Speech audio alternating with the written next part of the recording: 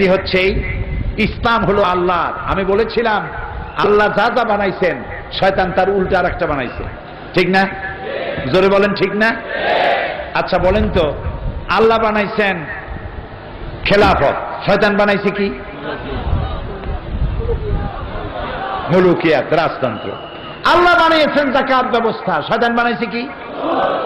আল্লাহ বানাইছেন জীবন আদর্শ ইসলাম, শয়তান বানাইছে কি? ধর্মনিরপেক্ষ মতবাদ।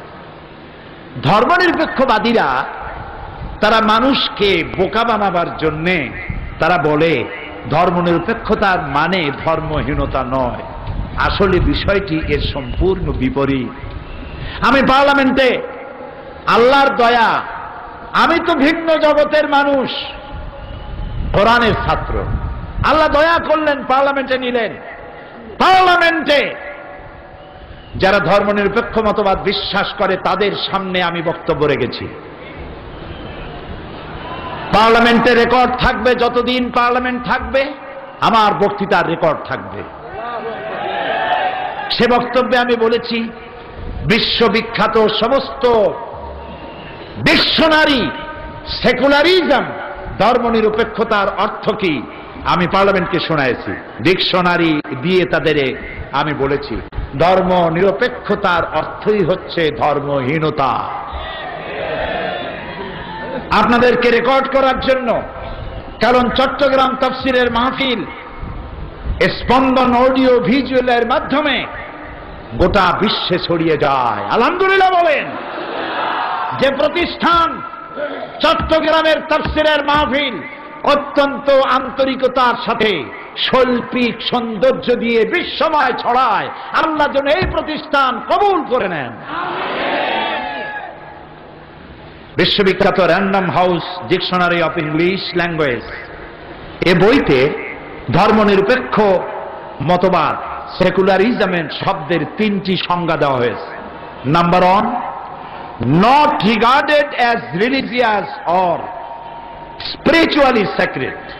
এর অর্থ হলো যা ধর্মীয় বা আধ্যাত্মিক বলে বিবেচিত নয়। Number 2, not pertaining to or connected with any religion, যা কোনো ধর্মের সাথে সম্পর্কিত নয়। not belonging to a religious order, যা কোনো ধর্ম বিশ্বাসের অন্তর্গত নয়। এটার নামই হলো সেকুলারিজম। এবার আসুন চেম্বার্স ডিকশনারির মতে সেকুলারিজমের অর্থ হচ্ছে the believe that the state morals education should be independent of religion.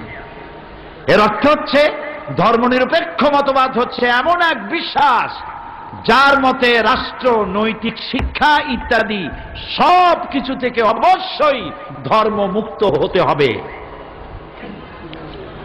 এবার শুনুন অক্সফোর্ড ডিকশনারি কি বলে। অক্সফোর্ড ডিকশনারির মতে secularism means the ডক্টরিন morality should be based solely on regarded to the well-being of mankind in the recent life, to exclusion of all consideration drawn from belief in God or in future state। এর অর্থ হচ্ছে ধর্মনিরপেক্ষ মতবাদ হচ্ছে এমন এক মতবাদ যা মনে করে আল্লাহ বিশ্বাস বা পরকাল বিশ্বাস নির্ভর সমস্ত বিবেচনা থেকে মুক্ত। মানব জাতির বর্তমান কল্যাণ চিন্তার উপরে ভিত্তি করে নৈতিকতা গড়ে উঠবে। এবার আসুন এনসাইক্লোপিডিয়া ব্রিটানিকা কি বলছে। এনসাইক্লোপিডিয়া ব্রিটানিকা সহ বিশ্বের সকল বিশ্বকোষ সেকুলারিজমের অর্থ করা হয়েছে secular spirit or tendency, especially on social philosophy that rejects all forms religious faith। ধর্মনিরপেক্ষ মতবাদ হচ্ছে সেই রাজনৈতিক দর্শন যা সকল ধর্ম বিশ্বাসকেই প্রত্যাখ্যান করে। He rejects all forms of religious faith, ধর্ম বিশ্বাস থেকে মুক্ত, সেটার নামই হচ্ছে ধর্মনিরপেক্ষ মতবাদ। Number 2, the view the public education and other matters of civil society should be conducted without the introduction of a religious element। এর অর্থ হচ্ছে সেকুলারিজম বা ধর্মনিরপেক্ষতার একমাত্র অর্থ স্বাধীনতা, কোন ধর্মের অন্তর্গত না থাকা, ধর্মদ্রোহিতা। সেকুলারিজম তত ধর্মনিরপেক্ষতার অন্য কোনো অর্থ বা সংজ্ঞা দুনিয়ার কোনো ডিকশনারিতে নেই। ধর্মনিরপেক্ষ মতবাদ তাই এমন এক বিষাক্ত মতবাদ যা ঐশ্বরিক নয়, যা সম্পূর্ণ মানব রচিত ধর্মদ্রোহী মতবাদ, একটি কুফরি মতবাদ। রাজনীতি এবং রাষ্ট্রনীতির সাথে ধর্মনিরপেক্ষ মতবাদের মূল কথা শুনতেছেন আপনারা? শুনতেছেন?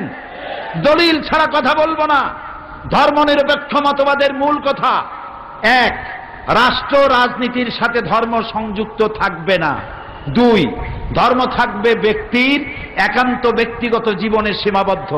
তিন, রাষ্ট্রের নীতি নির্ধারণ ও রাষ্ট্র পরিচালনায় কোনোভাবেই ধর্মকে বিবেচনা করা হবে না।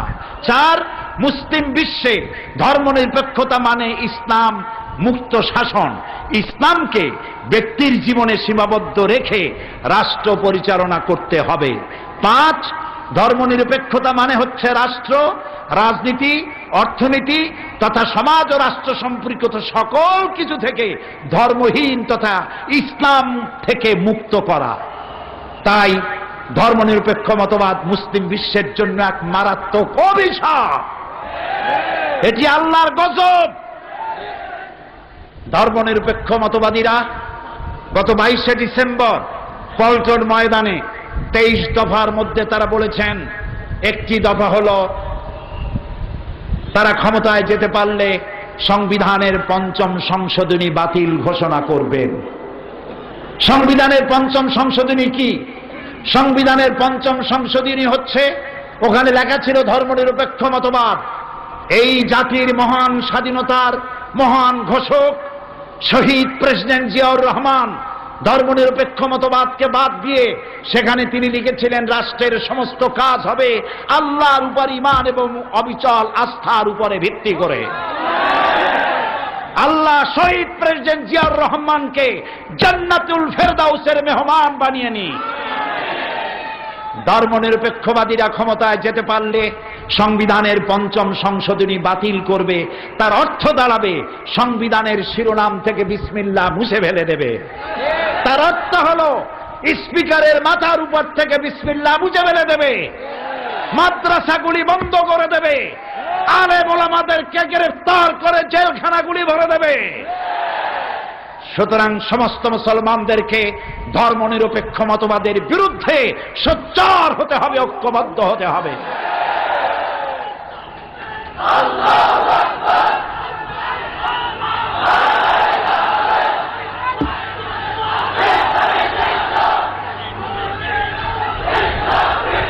এবার আল্লাহ তাআলা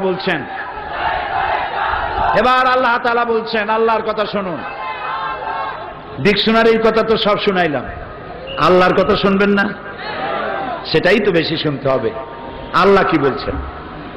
আল্লাহ রাব্বুল আলামিন বলেন, আফাতুমিনুনা বিবাদিল কিতাবি ওয়া তাকফুরুনা বিবাদ ফামা জাযাউ মান ইয়াফআলু যালিকা মিনকুম ইল্লা খিজিউন ফিল হায়াতিদ দুনিয়া ওয়া ইয়াউমাল কিয়ামাতি ইউরাদ্দুনা ইলা আশাদ্দিল আযাব।